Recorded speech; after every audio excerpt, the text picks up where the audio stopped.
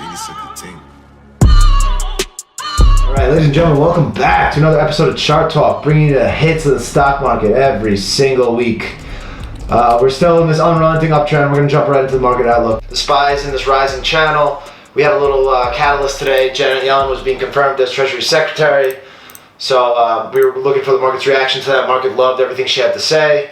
So, we saw some leadership go back to the Qs today. They were relatively strong. And the small caps really what you have to keep your eye on. They're in this unrelenting uptrend since November. These names have been leading the market. That's why we're seeing all the small stocks give these like 10 and 20% moves every day, because the IWM small caps just ripping. So this is pretty unrelenting. This uptrend hasn't stopped. We haven't seen any real signs of it slowing down.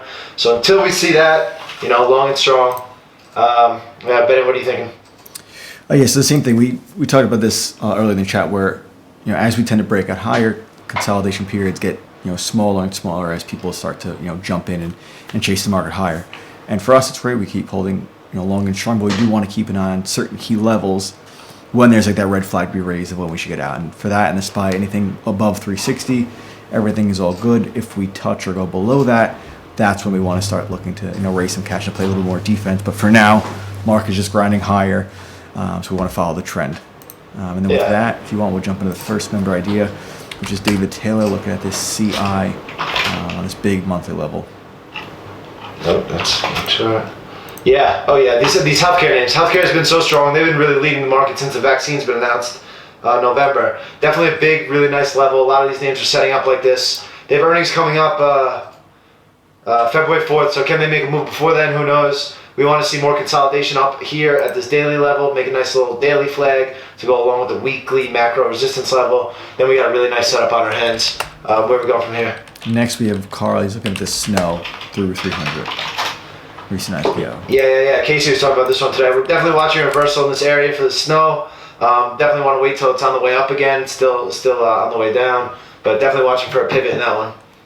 Next we have Alex Smith. He's looking at this ACAD. ACAD. Through this like 55. Yeah. This is a really nice looking chart. This ACAD's getting tighter and tighter, and I'm with that very tight entry. Once it blasts through this 55 area, and if it doesn't go through 55, just fails. Who cares? As long as we don't take a loss in it, don't matter. So that one looks good through 55 on the way out. What's next? Next we have this CB through this 159. This level going back to late 2017. So my keyboard, CB. And where's he looking to buy this one? Through 159. Yeah, this looks okay. The thing is, this is more of a grinder. So it's like, if you can look at the move they made since earnings, it hasn't really put in any hard levels. So it's like buying this through. I see this 158 he's buying. Yeah, it's a pretty nice area, but it's more of a grinding stock. So you want to give it the proper amount of room so that you can take advantage of the move. This isn't one you're going to see break out for 10% a day. Mm-hmm. But other than that, it looks pretty good. Strong name. Next is this QLYS through all-time highs. Now we talk it. I love this QLYS. This level is really setting up here. The problem is it just got up here so quickly, and this daily consolidation isn't that great. It's still very, very wide and loose. The closest true support level is down at 111. And the trigger for this trade is 125, 126 area. So, if we're buying this breakout, it has to break out right away. We have to see the huge volume, and we have to see massive expansion. You want to see, if you buy this breakout, you want to see like a 130 close or something. You don't really want to see it close at the level, because you know how far support is, and you know that you're buying for the move now. So this one could definitely use some setting up more, but it looks very powerful. So I'm going to take a look at this one through the level, but it has to break out right away is what we want to see. Mm-hmm. Next is this PEGA through 140, the all-time high. My keyboard. Oh yeah, this one looks really nice. And where was it? There was an alert for Pega. Oh, it was this day, 135. But this one still looks very good. Very strong name at highs. Yeah, definitely through that area. Looks good. And let's see, we got a couple on here. And then we got Lyft, LYFT, a little Mickey Mouse flag through this 50, 51.5 area. Uber's been just the play in this sector. I don't love tertiary plays like this. It's secondary play, but we know that Uber's the leader in the space. So yes, the stock is trending higher, but I would rather just buy Uber on a setup or wait. I don't really like this lift that much. It's an okay setup. I need to see this flag drawn out for like 2 more weeks before I get excited about it. Okay. And then last up for the member ideas, we have this DDOG. He's looking for D-Dog. Where they like it? He's looking for like a support buyback, guys. It's kind of pulling back into this nice area. Yeah. So we saw it blast off support, and now it's having that controlled pullback. Now the next move higher is when he wants to get involved. I like that. All right, so we're going to jump into a couple of social media questions. First one is on this FAST with earnings coming up on the 20th. He's asking, should he get out now or leave a stop below the prior low a day? No, you just get out into earnings. If you have no cushion, the only way we're taking names into earnings is if we're up 20% the name, so it's only profit you're risking. But, we don't gamble on earnings, so that's an easy no. All right.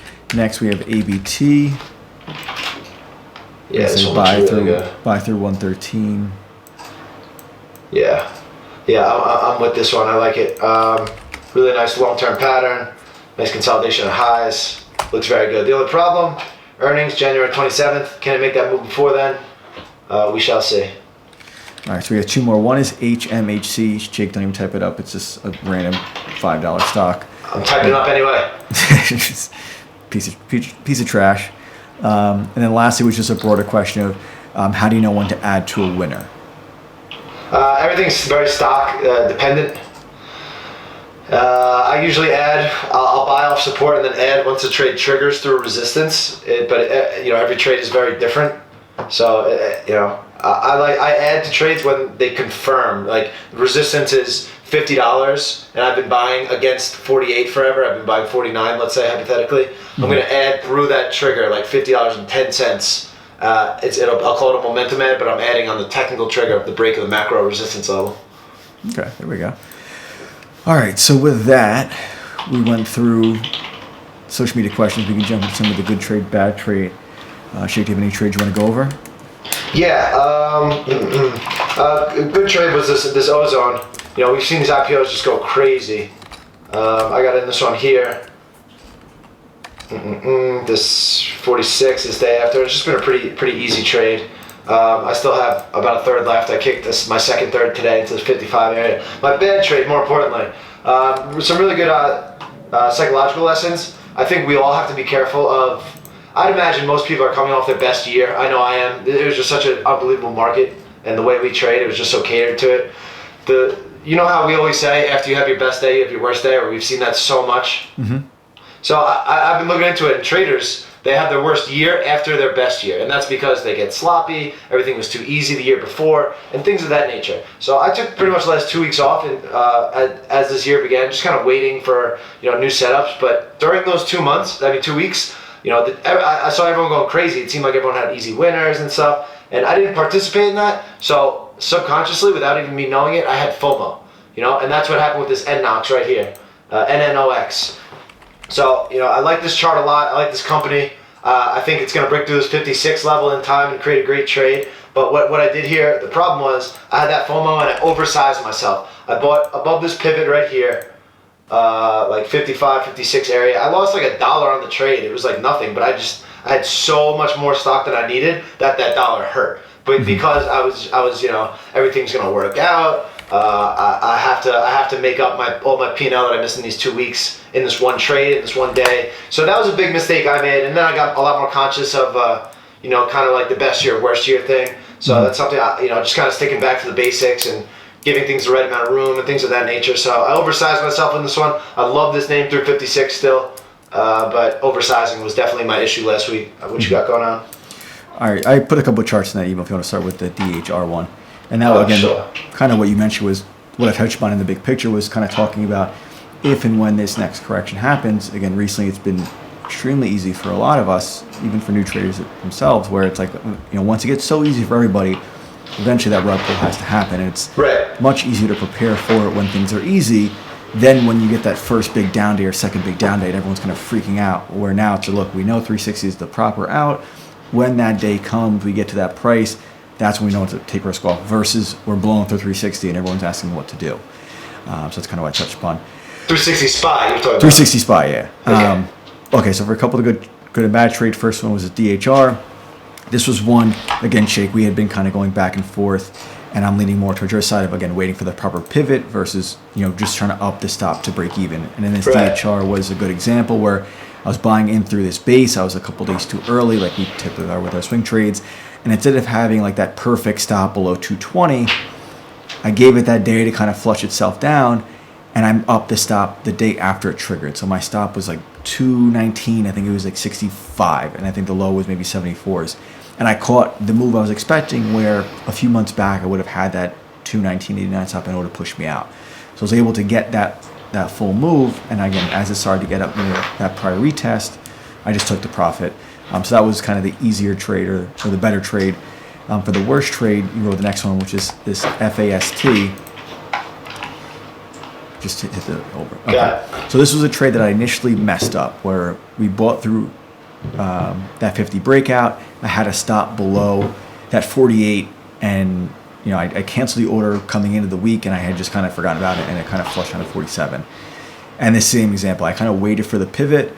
The next day we had that move up versus 47, and that's when I knew, okay, that's the line in the sand. Like, that's below that, I'm really wrong. So I had to stop there. We had that move back to new all-time highs, but I just had a bad cost basis. So at that point, once it took out new all-time highs, it started to come back. And again, with earnings around the corner, this was a trade that I would have normally lost 2 or 3 points in, that I held until it was profitable. And again, I still didn't make anything in it, but it was just kind of turning a bad trade around and not losing anything. So this was kind of the bad trade. Some human error, but I got myself out of it without losing any money. Yeah. Some trades I'm still in. Next is this ABC. This is one, and this kind of goes on that question of when, maybe when you can add. So for me, I bought up through 98 versus 94, got this crazy, 3 or 4 day move into that 112, and now I'm kind of just waiting for that pivot. And if this, right now my stop's versus 100, because again, below 100, it's back at 98, I'm wrong in the trade. But if it kind of holds up here, holds up versus 100 and does start to turn, that's when I can look to add to this position and build into it and add to this winner. For now, I got to really add above 108, so it's a little bit too far from where my cost base is to add for now, but that's kind of the plan with this trade, kind of still working in motion. And let's see, I think lastly, we had this Facebook. Got it. Again, so this was one we've been talking about recently as it kind of came into support. And I was saying, and I mentioned this in the big picture, I was trying to expect more of a shakeout down to this like 244 area.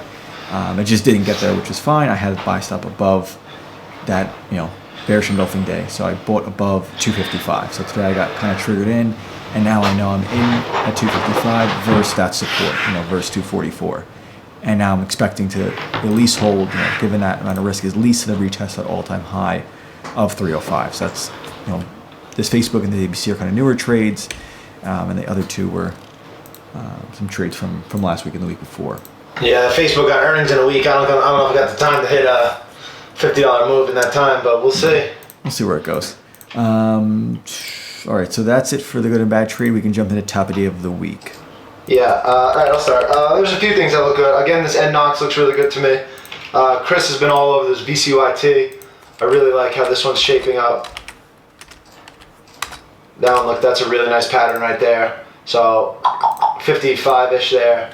What else? This EVER, very thin name, but coming out of a big old base. So I'm watching this, 41 area for a potential entry here. What else are we looking at? And then I'm very low on this TDOC. I love this. I love this setup. I bought it in the long-term account here, but I started buying it in my active account here. I think this, just against this in this mini flag right here, I think this one's ready to rip through all-time highs. It's very soon. I think this one's going to be a leader for next quarter, so this is my favorite. Nice. All right. I had Google on there. Google kind of broke today. out later in the day, and I already kind of got in. So the only other one that I'm really liking, I think, is this Amazon. It's just getting really tight in here. I think above, really 3,200 is kind of that key spot for it. But I do have like a feeler through this 3,150 versus 3,000, just kind of a little feeler position, and then I'll look to buy more through 32. Nice. I like that. So those are the main ones. So with that, I think we could jump into book of the week. All right, cool. I'll start. I don't have the book with me, so I'll just put it on the screen. This it's called The Hour Between Dog and Wolf. It's a really cool book. It talks about, it says how risk-taking transforms us body and mind. What it talks about is how everyone thinks their mind and their body are disconnected, where it's like, and this book just kind of goes to prove throughout history, talks about evolution and all these things in the first part, where we evolved with our minds and all these things. Now everything is interconnected, and it's a trading book too, so it's very cool. But it talks about how everything's interconnected, and for example, a gut feeling. There's a reason you get a gut feeling. It's your subconscious talking to you, saying you've recognized this before, this is something you've seen, and this is a pattern you recognize, things like that. So it's like, oh, my gut says this. That's actually your body telling you something, chemically going on. So, and I only read the first part of 3. Now it's going to get more into that gut feeling stuff. But big fan of this one so far. Very cool. What are you reading? So I finally finished one of the books you recommended last week, the Jesse Livermore's World's Greatest Stock Trader. If you trade technical analysis, I feel like this is like a must read. I feel like this is probably up there with How to Trade Stocks. It's very different. It's different. How to Trade in Stocks is just like so technical. This is such a cool biography. This is more, it's more of like a story, but there's a lot of those little one-liners in there where it's like, he focuses on buying higher. He doesn't look to buy bottoms or sell tops. He looks to, kind of trade in the middle. Tries to find flags. So again, yes, it's definitely a story, but there's a lot of those little like 1 or 2 liners that it's just like wisdom that is just, worth its weight in gold. And just very relevant information, even though this was written, based off this, being in the 1900s or 1920s. Well, that's the coolest part, is that this guy he traded from 1900 to 1940, and, everything he says is so relevant and still like, the top trading thing you could study, and this was 100 years ago. So, yeah, that's why I love this guy so much. I was having a conversation earlier with a guy on Instagram, and he's an AMD, and it was like literally the worst trade. Like he bought 96 on the way down. He had to stop at like 80, but he wanted to sell it at 100. Like, I'm like, you're risking $12 to make $6. It just like was all over the place. And he's like, oh, I want to sell once it makes a new high. And like as I'm talking to him, I just finished reading, and like the page before was like just basically saying how like new traders love to sell the new high and buy the new low. And he just says how stupid that is and how he does the opposite. And I really underlined like the line and showed it to him. He's like, oh. And the guy was just like so pissed that I'm like, this is the best trade in the world. They're saying the exact opposite of what you're doing. But again, that guy is just going to keep losing money. That's not him. Right. Anyways, I think we wrapped it up, Shake. I think we're good. All right, good stuff today. Nice quick and efficient. What? How's your hand? Hand's good. Hand's recovering slowly. All right. That's it. That's all we got. All right. Catch you guys next week. Right now. Are you nuts? I want to find out how I wound up in the hospital. Is that in there? Yeah, it's in there. Guys, one time. Deal? Deal. Okay.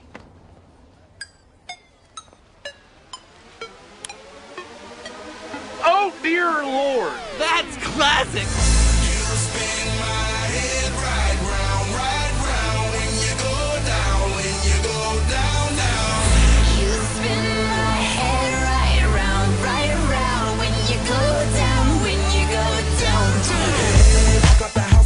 Hop in that window, I got places to go. People to see, time is precious. I look at my Cartier out of control.